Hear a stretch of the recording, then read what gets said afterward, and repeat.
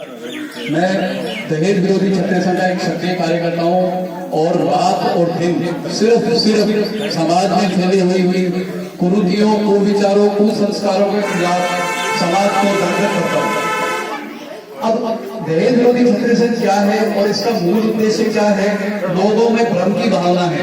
लोग अभी भी मतलब जो हम दहेज विरोधी छत्तीसगढ़ के कार्यकर्ता है वो तो समझते हैं कि दहेज विरोधी छत्तीसगढ़ किस तरह से कार्य कर रहा है, क्या इसका मकसद है, क्या उद्देश्य है। दहेज लेने से और दहेज देने से क्या मकसद है? जैसे अभी आप लोगों से मैं पूछूं, आपने आप पूछूं भाई अब तक का जो तक भी बात हुई बीमा की, बीमा कहीं समझे आप कोई बता सकते हैं? आप मैं छतराना से पूछूंगा आप सबको कि आप कोई बता सको कि आप कहीं समझे आप किया देनो और किया लेनो काहे न लेवे है और देनो काहे न लेवे है। दहेज को मूल रूप है कहीं तो हमारी एक दहेज विरोधी छत्तीसगढ़ की शपथ है वह बनाई है। मैं भी दहेज विरोधी छत्तीसगढ़ की शपथ का आभार 50 करना है। मैं आपने बांटियों आने पढ़ जो और गौर से पढ़ जो। मैं सभी ने आह्वान करूं कि पर्चा के मायने सब चीज स्पष्ट छोड़ी है। फिर भी मैं एक बार पढ़ बताऊं आपने कि दहेज विरोधी छत्तीसगढ़ को मूल मकसद, मूल उद्देश्य कहीं है। पुरुषो दहेज को रूप है देवा को और पुरुषो रूप दहेज लेवा को है। दहेज विरोधी छत्तीसगढ़ की शपथ दहेज नहीं देने और दहेज नहीं लेने के बाद आप सभी से गुजारिश है कि आप पूरे लिखे हुए मैसेज को अंत तक पढ़े, समझे और मनन करें। इसमें व्यक्ति विशेष के लिए कहा गया, यानी मैं खुद दहेज विरोधी छत्तीसगढ़ का कार्यकर्ता इस ओर मैं सबका ध्यान आकृष्ट कर रहा हूँ और मैं ये शपथ ले रहा हूँ यहाँ जलवायु बाता के एक चरणों में मैंने ली हुई है, लेकिन मैं एक पुनरावृत्ति इसलिए कर रहा हूँ आप सब लोग समझ पाए कि दहेज विरोधी छत्तीसगढ़ है क्या। मेरी पूरी तरह से मेरी मानसिकता दहेज विरोधी है। ना तो मैं दहेज दूंगा ना ही दहेज दूंगा। हम अपनी बेटी की, आप देखिए इसमें आप स्पष्ट लिखा हुआ है और आप समझने की कोशिश कीजिएगा, सुनिए।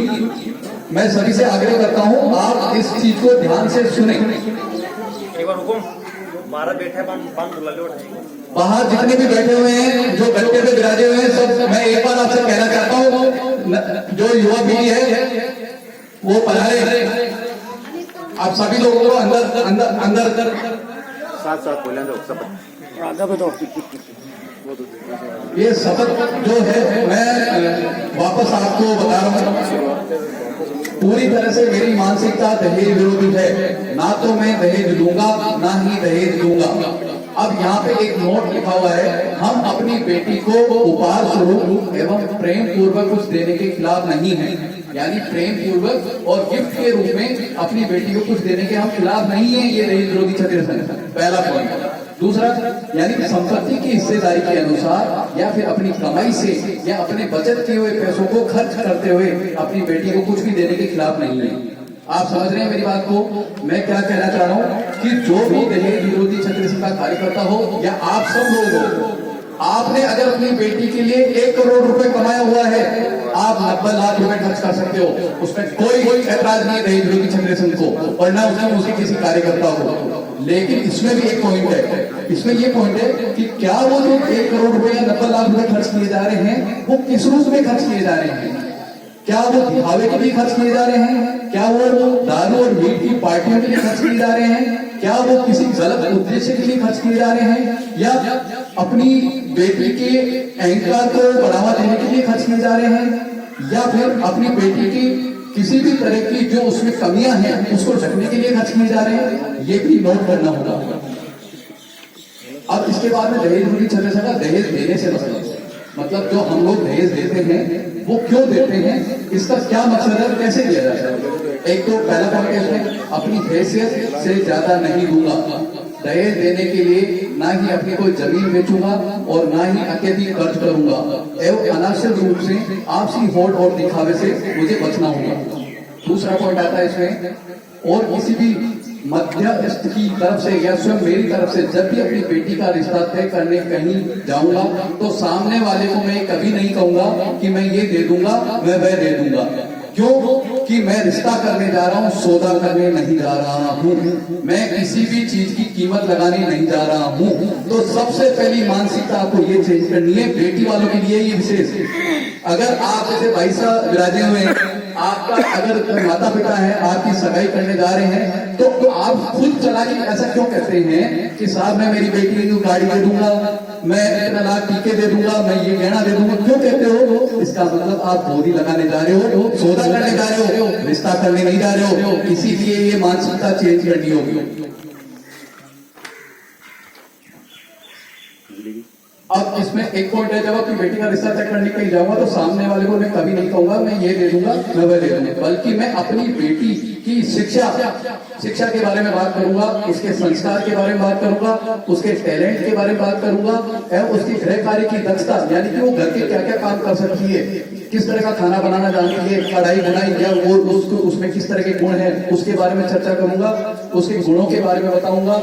मैं मेरी बेटी के जीवन की जो अचीवमेंट्स है, अचीवमेंट्स यानी प्राप्तियां क्या, जो मेरी बच्ची 20 साल की है, 18 साल की है, 22 साल की है, 23 साल की है, उसने अभी तक अपने जीवन में क्या क्या उपलब्धियां प्राप्त की है, मैं उसके बारे में चर्चा करूंगा कि मेरी बेटी ने स्कूल के अंदर, कॉलेज के अंदर ये ट्रॉफियां जीती हैं, ये गोल्ड मेडल जीता है, ये खेल कूद में हो, पढ़ाई में हो, किसी भी क्षेत्र में हो, उसने जो उपलब्धियां प्राप्त की है मैं उसके बारे में चर्चा करूंगा। मैं अपनी बेटी के भविष्य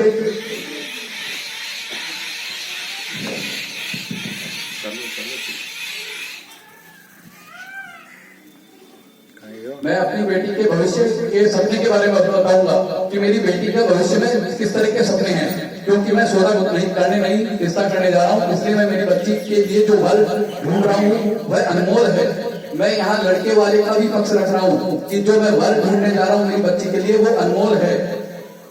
मैं उसका मोल लगाकर उस बच्चे की यानी उस लड़के की और उसके परिवार की काबिलियत पर ठेस लगाना नहीं चाहता और ना ही बोली लगाकर उसका अपमान करना चाहता हूँ।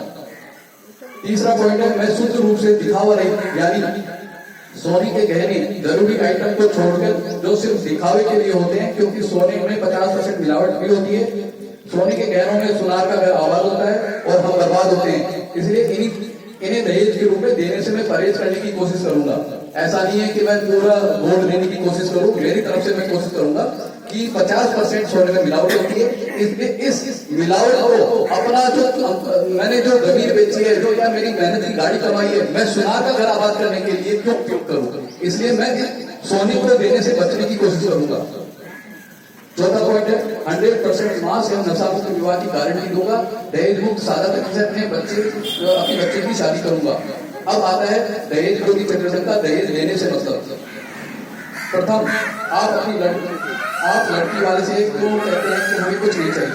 कई बार क्या होता है, सवाल होता है कि लड़की वाले को क्या कहते हैं कि हमें तो कुछ नहीं चाहिए, साहब जो भी दोगे आप अपनी बेटी को दोगे, अपनी बच्ची को दोगे, ऐसा क्यों कहते हो?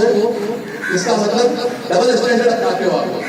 डबल स्टैंडर्ड क्यों कह रहा हूँ कि आपके मन में है कि वो बच्ची को देगा, अपनी लड़की को देगा तो मांगे क्यों? वो देगा तो अपनी बच्ची को देगा, आपको कहने की जरूरत क्या है? मैं ये आपसे कहना चाह रहा हूँ, आपको कहने की क्या जरूरत है? वो तो वो बच्ची वाला समझेगा ना, बच्ची वाला देगा नहीं देगा वो तो उसका दुख। आप ऐसे क्यों कह रहे हो? आप जो दोगे अपनी बच्ची को दोगे, हमें कुछ नहीं चाहिए, ये भी कह रहे हो आप हमें कुछ नहीं चाहिए, और उसको इशारा भी कर रहे हो कि जो भी दोगे आप अपनी बच्ची को। अरे भाई वो तो उसका दुख, ये सब तो उसके होनी चाहिए, आपको होनी नहीं चाहिए। मारवाड़ी बोलो। इसके बाद में इसमें एक पॉइंट आ रहा है, सेकंड पॉइंट बोल रहा तुम अपनी भाषा में बोल रहा, मैं तो हिंदी में बोल रहा।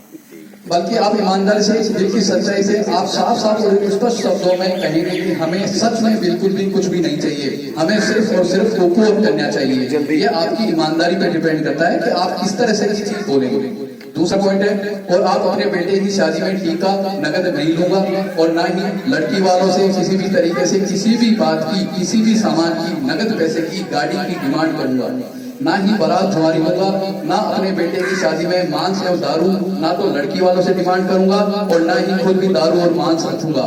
चौथा पॉइंट, और ना ही किसी मध्यस्थ के द्वारा या स्वयं मेरे द्वारा दहेज की डिमांड से संबंधित इशारा करूंगा, क्योंकि मुझे रिश्ता करना है, सौदा नहीं। पांचवा और अंतिम पॉइंट है, अंत में अगर मेरा लड़का और मेरे लड़के की सगाई करने के बाद लड़की वाला यानी मेरा सगाजी अगर मेरी बिना दहेज की डिमांड किए हुए भी जबरदस्ती दहेज देने की कोशिश करेगा तो मैं उससे ये सवाल जरूर करूंगा कि सगाजी आप ये जो पैसे खर्च कर रहे हैं तकलीफ पाकर कहीं अपनी जमीन बेचकर या अपना प्लाट बेचकर तो नहीं कर रहे हैं या अत्यधिक कर्ज लेकर तो नहीं कर रहे हैं, क्योंकि आप मेरे सगाजी हो, मैं आपको आर्थिक रूप से कमजोर करके जीवन